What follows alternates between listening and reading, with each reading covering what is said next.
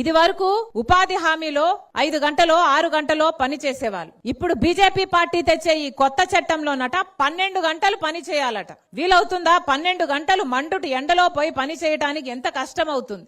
ఆడవాళ్ళకు కాదు, కనీసం మగవాళ్లకు కూడా చేత కాదు ఇది. ఇలా ప్రతి విషయంలోనూ ఉపాధి హామీని ఎలాగైనా సరే తొలగించాలి అని అక్కడ ఇక్కడ కత్తెర్లు పెట్టి ఉపాధి హామీని మొత్తానికే లేపేయాలని చూస్తుంది బీజేపీ పార్టీ. ఒక మాట చెప్తున్నారు, 100 రోజులు కాంగ్రెస్ పార్టీ ఇచ్చింది ఉపాధి హామీలో, బీజేపీ పార్టీ తెచ్చే కొత్త చట్టంలో 125 రోజులు ఇస్తాము అని చెప్తున్నారు. ఇదొక్కటే చెప్తున్నారు, 125 రోజులు ఇస్తాము అని అక్కడక్కడ పోస్టర్లు కూడా అంటిస్తున్నారు. చూసారా అన్న? 125 రోజులు ఇస్తారట. ఉపాధి హామీ 100 రోజులు పని అయితే, కాంగ్రెస్ పార్టీ తెచ్చిన పథకంలో 100 రోజులే అయితే, బీజేపీ తెచ్చే కొత్త చట్టంలో మేము 125 రోజులు ఇస్తామని చెప్తున్నారు. అన్నా నిజం చెప్తున్నాము, గత సంవత్సరంలో కేవలం 52 రోజులు మాత్రమే పనిచ్చారు మన రాష్ట్రంలో. 100 రోజులు ఎక్కడా పనివ్వలేదు మన రాష్ట్రంలో ఉపాధి హామీకి. అంటే కేవలం 52 రోజులు పనిచ్చిన వాళ్ళు మేము 125 రోజులు పని ఇస్తాము అంటే నమ్మడానికి ప్రజలేమన్నా గొర్రెలా, పిచ్చివాళ్ళ? కనీసం 100 రోజులు చట్ట ప్రకారం 100 రోజులు పని ఇవ్వాలి, ఎక్కడా ఇవ్వలేదు. కేవలం 52 రోజులే ఇచ్చారు.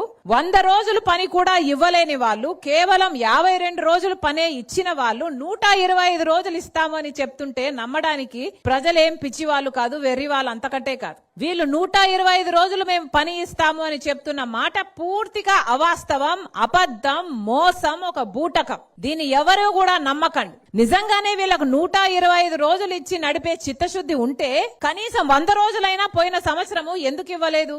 నిజంగానే వీళ్ళకు 125 రోజులు ఇచ్చే చిత్తశుద్ధి ఉండి నడిపే చిత్తశుద్ధి ఉంటే కనీసం ఉన్న జాబ్ కార్డులు కూడా తొలగిస్తున్నారు అంటే వీళ్ళకి ఏ మాత్రం చిత్తశుద్ధి ఉన్నట్టు? ఎందుకు తొలగిస్తారు ఇన్ని జాబ్ కార్డులు? 18.5 లక్షల జాబ్ కార్డులు తొలగించారు అంటే వీళ్ళకి నిజంగానే ఉపాధి హామీ నడిపే చిత్తశుద్ధి ఉన్నట్టా లేనట్టా? 100 రోజులు కూడా నడపలేదంటే వీళ్ళకు ఉపాధి హామీ మీద చిత్తశుద్ధి ఉన్నట్టా లేనట్టా? మాటికి లేదు. ఇది కాంగ్రెస్ పార్టీ తెచ్చిన పథకము. దీంట్లో లబ్ధి పొందే వాళ్ళంతా కాంగ్రెస్ పార్టీ వైపు తిరుగుతున్నారు. దీన్ని ఎలాగైనా ఎత్తేయాలి, ఉపాధి హామీ పని లేకుండా చేయాలనే కుట్ర పన్ని చేస్తుంది బీజేపీ పార్టీ. అందుకే ఈ రోజు కనీసం 100% నిధులు ఇచ్చే వాళ్ళు కేవలం 60% ఇస్తామంటున్నారు, మిగతా 40% రాష్ట్రాన్ని పెట్టుకోమంటున్నారు. వాస్తవంగా ఆలోచన చేసి చెప్పండి, మన రాష్ట్రానికి, ఆంధ్ర రాష్ట్రానికి కనీసం ప్రభుత్వ ఉద్యోగస్తులకు జీతాలు ఇవ్వడానికి కూడా డబ్బులు లేవు. ఇప్పటికే 14 లక్షల అప్పుల కుప్పయింది మన రాష్ట్రం. జగన్మోహన్ రెడ్డి గారు, చంద్రబాబు గారు అప్పు చేసిన అప్పుల వల్ల కనీసం జీతాలు ఇచ్చుకోవడానికి డబ్బులు లేకపోతే మరి ఉపాధి హామీ పెట్టుకోవడానికి మన రాష్ట్రం దగ్గర డబ్బులు ఉన్నాయా? ముమ్మాటికి లేవు. చంద్రబాబు గారి దగ్గర డబ్బులు లేవు. కాబట్టి ఉపాధి హామీకి డబ్బులు ఇవ్వండి అని ఇప్పుడే అడుక్కుని తిరుగుతున్నాడు. పార్లమెంటులోనేమో మద్దతు ఇచ్చారు, ఉపాధి హామీ బిల్లు మారుస్తుంటే 60% కేంద్రం పెట్టుకుంటుంది, 40% రాష్ట్రం పెట్టుకుంటుంది అని. అక్కడ మద్దతు ఇవ్వడం ఎందుకు? మళ్ళీ ఇక్కడ అడుక్కొని తిరగడం ఎందుకు? చంద్రబాబును కూడా సూటిగా ప్రశ్నిస్తుంది కాంగ్రెస్ పార్టీ. ఇది భావ్యం కాదు. మన రాష్ట్ర ప్రజల జీవితాలతో ఆటలు ఆడుకుంటున్నారు ఈ రాజకీయ నాయకులు. ఎవరైనా మాట్లాడుతున్నారా? కూటమి సర్కార్ ఎలాగో మాట్లాడదు. చంద్రబాబు గారు, పవన్ కళ్యాణ్ గారు బీజేపీ మీద ఎలాగో మాట్లాడరు. కనీసం జగన్మోహన్ రెడ్డి గారైనా మాట్లాడుతున్నారా అంటే ఆయన కూడా మాట్లాడటం లేదు. ఎందుకంటే ఆయన కూడా బీజేపీకి అమ్ముడుపోయాడు కాబట్టి, ఆయన కూడా బీజేపీ మోడీ దత్తపుత్రుడు కాబట్టి, ఆయన కూడా బీజేపీకి బినామీగా మారాడు కాబట్టి. రాజశేఖర్ రెడ్డి గారు అంత చిత్తశుద్ధితో ఉపాధి హామీ పనిని అంత అద్భుతంగా జరిపి చూపిస్తే కనీసం రాజశేఖర్ రెడ్డి గారి కొడుకై ఉండి ఉపాధి హామీని కూనీ చేస్తుంటే కనీసం ఒక్క మాటైనా మాట్లాడడం లేదంటే మరి జగన్మోహన్ రెడ్డి గారికి బీజేపీని ఎదిరించే సత్తా ఉన్నట్టా లేనట్టా? ముమ్మాటికి లేనట్టే.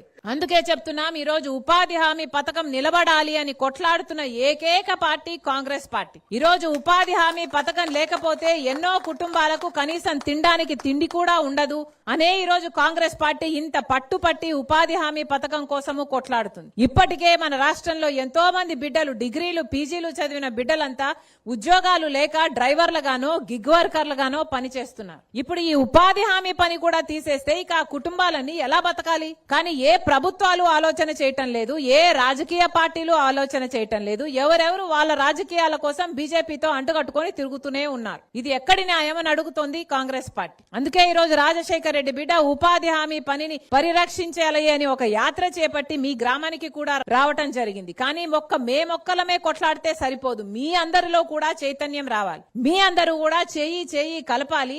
ఉపాధి హామీ పని కావాలి అని ఎక్కడ ఏ యంత్రాంగానికి ఏ అధికారులకు మీరు చెప్పగలరో మీరు కూడా చెప్పాలి. ఉపాధి హామీ పనిని కాపాడుకునే పని అందరము కలిసి చేయాలి. మన రాష్ట్రంలో ఒక్క ఉపాధి హామీ పని సమస్య మాత్రమే లేదు, చాలా సమస్యలున్నాయి. రైతుకు గిట్టుబాటు ధర లేక, మద్దతు ధర కూడా లేక పండించిన పంటను రోడ్ల మీద పోసుకుంటున్నారు. ప్రతి రైతుకు సగటున 2.5 లక్షల అప్పు ఉందని మొన్న ఒక సర్వే చెప్పింది. అంటే అప్పు లేని రైతు లేనే లేడు మన రాష్ట్రంలో. పోనీ బిడ్డలకు ఉద్యోగాలు వస్తున్నాయంటే అది లేదు. పోనీ అమరావతి ఉందా అంటే అది లేదు. పోలవరం పూర్తయిందా అంటే అది లేదు. ప్రత్యేక హోదా వచ్చిందా అంటే అది లేదు. ఇన్ని సమస్యలు ఉన్నాయి మన రాష్ట్రంలో. ఎవరైనా మాట్లాడుతున్నారా?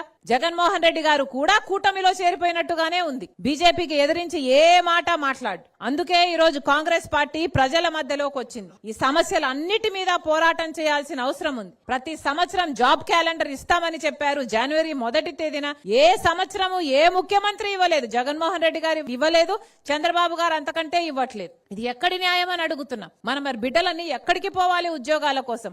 రాజధాని కోసం కూడా ఇప్పటి వరకు కూడా మనకు నిధులు ఇవ్వాల్సింది పోయి అప్పులుగా ఇస్తున్నారు. మోడీ గారు అప్పు ఇస్తున్నారు. చట్టంలో అది లేదు. మనకు రాజధాని కట్టివ్వాలి అని చట్టం అయితే అప్పులు ఇస్తున్నారు. మరి అప్పులని ఎలా తీర్చుకోవాలి? ఈ భారం అంతా భవిష్యత్ తరాల మీద పడబోతుంది. ఇంకంతా ఎవరు బాధ్యులు? అందుకే చెప్తున్నాం, ఇన్ని సమస్యల మీద పోరాటం చేయటానికి కాంగ్రెస్ పార్టీ సిద్ధంగా ఉంది. కానీ మీ అందరూ కూడా కాంగ్రెస్ పార్టీని బలపరచకపోతే మన రాష్ట్రంలో అభివృద్ధి అంటూ ఉండదు. ఏ కాంగ్రెస్ పార్టీ, రాజశేఖర రెడ్డి గారి కాంగ్రెస్ పార్టీ, రాజశేఖర రెడ్డి గారు కాంగ్రెస్ పార్టీ నాయకుడు. మళ్ళీ అలాంటి కాంగ్రెస్ పార్టీ అధికారంలోకి వస్తేనే గ్రామాలు బాగుపడతాయి, వ్యవసాయం బాగుపడుతుంది, మన బిడ్డలకు ఉద్యోగాలు వస్తాయి, మనకు రాజధాని వస్తుంది. ఈ రోజు వరకు కూడా పోలవరం ప్రాజెక్టు ఎత్తు తగ్గిస్తున్నారు. ఒక్క ఎంపీ కూడా మాట్లాడలేదు. మన ఆంధ్ర రాష్ట్రానికి చెందిన ఏ పార్టీ ఎంపీ కూడా మాట్లాడలేదు. ఎత్తు తగ్గించి దాన్ని రాజశేఖర రెడ్డి గారు ఒక గ్రావిటీ బేస్డ్ ప్రాజెక్ట్ గా రూపొందిస్తే దాన్ని ఒక లిఫ్ట్ ఇరిగేషన్ ప్రాజెక్ట్ గా తయారు చేస్తున్నారు. వైసీపీ ఎంపీలు మాట్లాడలేదు, టీడీపీ ఎంపీలు మాట్లాడలేదు, జనసేన ఎంపీలు మాట్లాడలేదు, బీజేపీ ఎంపీలు ఇంకా ఎలాగో మాట్లాడరు. ఒక్క ఎంపీకి కూడా దమ్ము లేకపోయింది మా పోలవరం ప్రాజెక్టును ఎందుకు కూనీ చేస్తున్నారు అని అడగడానికి. అందుకే ఈ రోజు రాజశేఖర రెడ్డి బిడ్డ మీ ముందు నించుంది. కాంగ్రెస్ పార్టీ తరపున మీరందరూ కలిసి కాంగ్రెస్ పార్టీని బలపరచాలి. బలపరిస్తేనే మన రాష్ట్రానికి అభివృద్ధి జరుగుతుంది, న్యాయం జరుగుతుంది.